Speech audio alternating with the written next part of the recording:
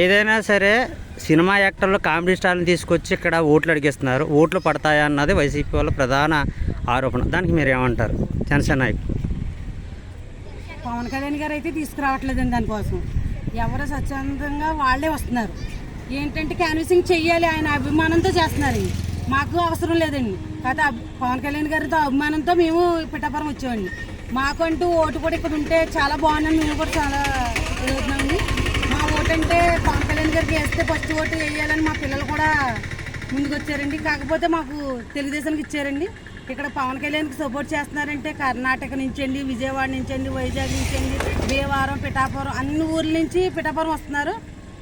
దాన్ని బట్టి చూడాలండి. పవన్ కళ్యాణ్ గారు అయితే చెప్పితే వచ్చేలా ఏం లేదండి.